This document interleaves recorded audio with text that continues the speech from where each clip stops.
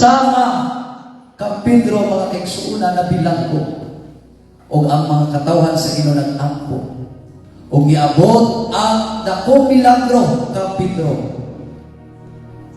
Natangtang ang mga gigapos kaniya. O wala sa kita na sayon na atuang mga panalangin, ang atong kagawasan, nga atong nasinati. O nga nasulba ng akong problema, apan kato nasulbaran, tubang kato sa kapag-ampo sa atong mga kaigsuunan. Mao kita maginampuay sa usa-usa. Kaya kaaway na kalibot-libot. Niyani siya sa pagpatay. Niyani siya sa pagkawa. Niyani siya sa paglaglag sa mga katawhan sa Diyos. Apan ang Diyos niyani sa paghatag kinabuyog sa mga dagayaon gayon. Ato ang karakter, ato ang attitude, ang mga lifestyle sa atong mga kaigsuunan, bisan ka nato. Ato ang mga mindset, ato ang mga kasing-kasing hunahuna. Tingali ano na yung mga kasakit sa kasing-kasing. Kinahanglan ng mga pag-ampo. God will heal those broken-hearted. This time, mga kaigsuunan, ginadasig ang iglesia. Ginadasig ang matag-usa. Ginadasig ang mga Kristohano.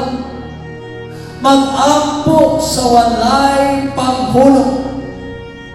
Mag-ampo kay ang Diyos na napatalingog sa mga pag-ampo sa mga tao. Ano na kita'y mga paminahanglanon matag-anlaw. Ano na that God will answer our prayers. Nagatuwa ko nga matago sa kanato. Adunay gayon mga kinahampin, adunay mga pag-ampo na siguro hangtod karon kanunay pa natong kapangandoyon. Church, hilabihan ang buhat sa kaaway niini adlaw. Nini katapusan sa kapanahunan. Ang kaaway usab nagpangita og paagi aron iyahang tugtugon, daoton, gubaon, patyon, kawaton, dagmalan niya ang iglesia sa Diyos. O ang atuang tabing ingon na iglesia sa Diyos, mga pag-ampo. Ikaw na ikinahanglan, pag-ampo. Anak ka sa kaluyahon karon, pag-ampo. Ano na kayo kinahanglan? Pag-ampo. Pag-ampo sa walay paghuno. Kaysa diya ang kita magahimong pag-ampo, ang Diyos magapanimati ka nato. Mga pagdayan, paghahatag, mga butang, na walang panakong sukat, pasinatin. Ipasinati sa Ginoo ang mga dagkong mga butang. Wala lang kung dahuma. Panahon na kita munoon pinaagi sa mga pag-ampo. Kinayahon nato ang mga pag-ampo. Mag-ampo sa ato ang Ginoong Jesucristo. Kung siya magatuman sa atong mga pag-ampo na kay nagkita diya sa atong iglesia, iampo ang atong igsuon na sa kaluyahon. Iampo ang atong igsuon. Pag-inampuay kita, imaw ka na ang gusto ay ipabuhat sa Ginoo. Pag-ampo, pagtukaw kamo, aron dili kamo mahinaling-as kadto sa panulay. Igsuon ko, pag-ampo. Ngayon ko kamo sa pagpanindong kauban ka nako. Pag-ampo kita sa tuwang Ginoong Jesucristo. Pag-ampo kita, itong iampo atong magkaigsunan. Ato silang iampo ato ang mga leaders. Ang nasa government, dapat silang i-up po. Ang atuwa mga workers, ang mga ministers, ato silang i-up po. Sama sa libuhan, sa mga katawan, at sila sa kanimalayo, naghimo silang mainiton ng mga pag-up po. Niabot ang milagro ng tukang Pedro. Niabot ang kagawasan ng tukang Pedro. Niabot ang kagawasan ng tukang Pedro na sinabi sa lakad sa Diyos ang milagro, ang katubagan sa mga pag-ampol sama kang David. Nag-ampol siya numanan sa luha. Hugamuan sa kaaway. Wala na kapadayon sa magtagbal kaniya. Ang buhat sa kaaway yung kadaon. Wala na kadaon kaniya. At tumiyaw po, rinig at nagnaa mga kaigsunan. Magampong kita sa walay paghulog. Magampong kita para sa atong mga kaigsunan. Para sa ilang magkaayuhan, para sa ilang kaluwasan. Para sa atong kaayuhan, para sa atong kaluwasan. God answers prayer. Hallelujah. God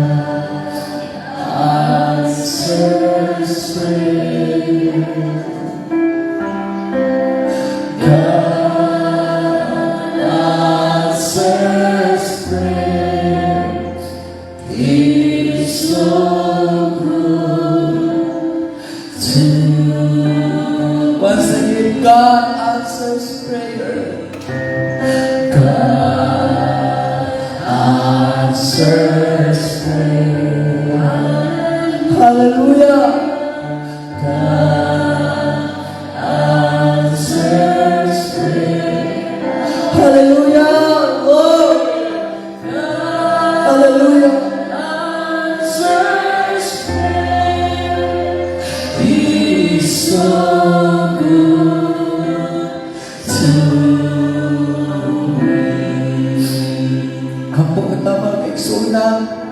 kung ibati na mo nga gusto ka maluhod, ibayaw ang imong kabot. Tungod kikinahanglan kaayo ang mga pag-ampo, kuha na dapat kini. Ito'y paubos sa ito pagalingon niya sa Ginoo, mag-ampo kita para sa mga nagkinahanglan. Igsoon, mag-inampuan.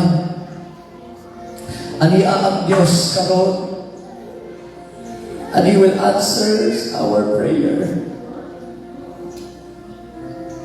Ginoo, Ikaw ang among Amahan, Ikaw ang Diyos. Ikaw ang katubagan sa among mga pag-ampo. Ikaw ang among maluluwas. Ginoo, haniya iyong pagkatawhan. Gaampo kami ng kanimo. Lagapuyo. Umahan sa mga paubos ang kaugalingon.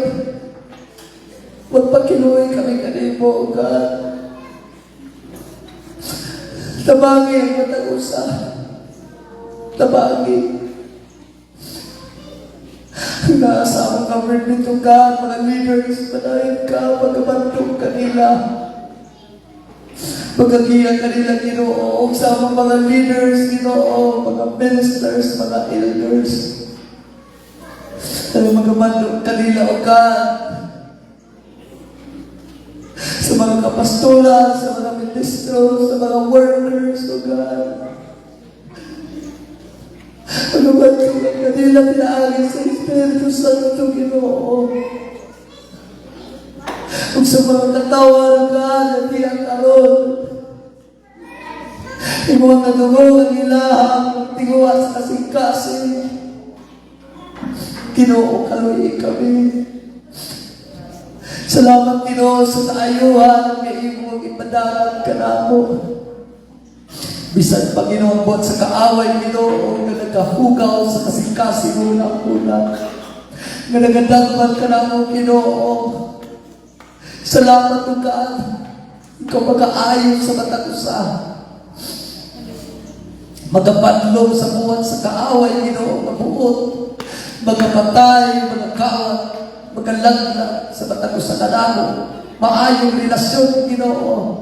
Ikaw magunay sa pag-ayong kanamo, O God, sa matag usa sa among mga kaigsuonan.